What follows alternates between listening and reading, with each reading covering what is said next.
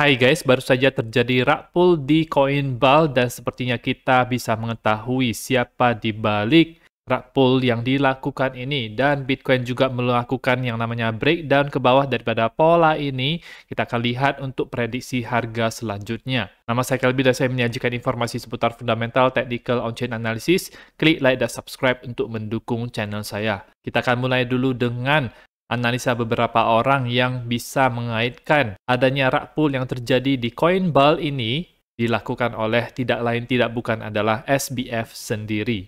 Coinball ini itu adalah koin yang ada di layer 2 Coinbase yaitu Base, dan ini namanya itu dirancang seperti ini karena CEO dari Coinbase sendiri, kepalanya itu botak, jadi ditulis ball ini mungkin ada kaitannya dengan Brian Armstrong. Jadi orang-orang beranggapan seperti itu, kemudian terjadilah FOMO. Ada cerita di mana wallet-wallet yang hanya memasukkan sejumlah sedikit uang saja, tetapi bisa mendapatkan sampai jutaan dolar, dan itu disebarkan di X.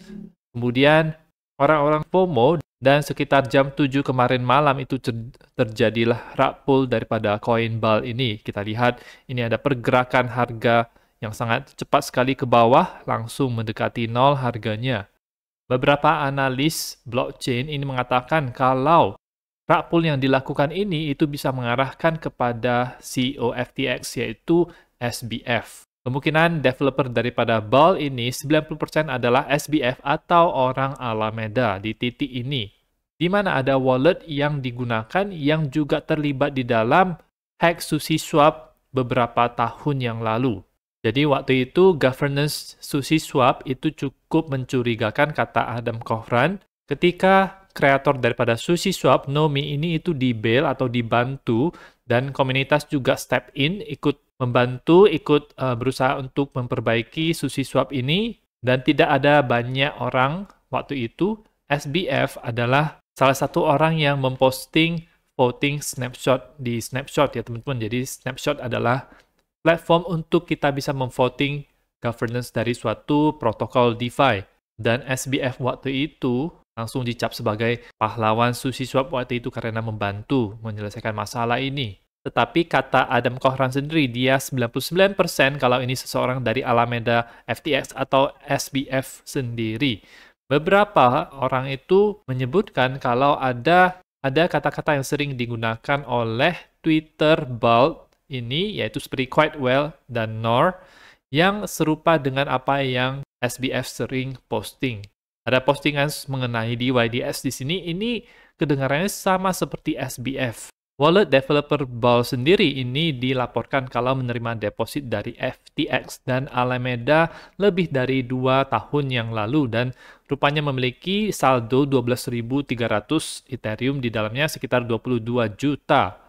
Ditambah lagi kalau address ini itu sering melakukan deposit kepada wallet Binance Deployer BAL ini, rupanya merupakan salah satu wallet yang menghancurkan Terra USD waktu itu dan membuat harga Terra Luna dan USD itu crash.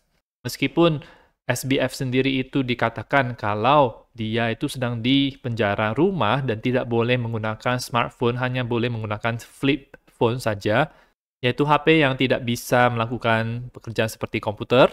Tetapi saya mencurigai kalau sebenarnya dia berlaku curang, dia bisa ada akses ke internet dan smartphone dan laptop atau apapun itu. Ini sangat mencurigakan sekali, dan saya yakin kalau pelaku di balik rug pull BAL ini tidak lain tidak bukan adalah SBF. Bukti-buktinya sudah banyak ya teman-teman dari hal-hal yang disampaikan di sini. Dia kembali lagi beraksi, baru-baru ini juga dia dilepas dari charge pengadilan, tentu saja karena adanya kolusi yang terjadi antara dia dengan petinggi-petinggi pejabat di Amerika. Dia juga merupakan donatur terbesar kedua partai yang sedang berkuasa di Amerika Serikat, jadi wajar saja dia bisa bebas dari segala tuduhan yang ada di pengadilan ya teman-teman. Jadi teman-teman tetap hati-hati kalau misalnya ada koin-koin yang di-pump seperti ini, itu hal pertama yang bisa kita lakukan untuk mencegah kerugian yang besar adalah dengan melakukan money management ya teman-teman. Kalau misalnya kita masuk sedikit saja, maka kita juga resikonya adalah kita hilang sedikit saja.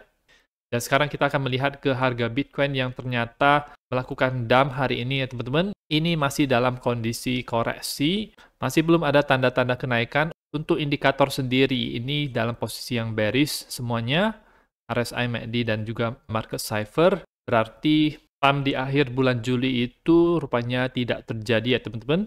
Berarti harus ada rencana yang diubah. Di time frame 4 jamnya ini ada candle yang cukup tebal ke bawah, langsung breakout daripada ascending triangle ini, sehingga saya bisa bilang kalau ini masih dalam posisi impulsif ke bawah. Ini adalah impulsifnya, ini adalah koreksi, impulsif, kemudian koreksi, dan ini adalah impulsif yang sekarang sedang terjadi. Berarti tren untuk jangka pendek ini masih dalam posisi ke bawah. Tidak terjadi breakout terhadap harga 29.500 ini, malah ke bawah, sehingga kita harus melihat untuk target harga selanjutnya, yaitu seperti di video-video sebelumnya, untuk target harga di mana koreksi ini bisa terjadi adalah di sekitar daerah 28.000 sampai 28.400. Di situ ada daerah atas daripada high yang sebelumnya, kemudian itu dekat dengan, itu dia pas dengan daerah Fibonacci 50, yaitu yang ada di sini, dan juga dekat dengan Fibonacci 61,8.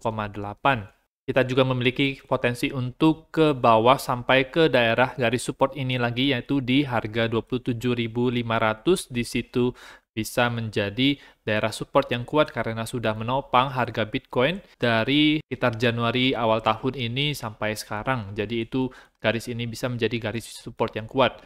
Kalau misalnya koreksi ini terus menerus berlanjut, bisa sampai ke daerah 27.500 yang ada di sini. Tetapi mulai dari 28.000 daerah sini, itu ada potensi untuk bisa terjadi pembalikan arah, karena dari time frame yang lebih besarnya, kalau kita melihat, di mana posisi impulsifnya itu adalah ke atas, posisi impulsif yang sebelumnya juga ke atas, jadi ini adalah yang pola korektif, dan ini adalah pola yang korektif. Kalau misalnya impulsifnya ke atas, berarti trennya itu adalah ke atas.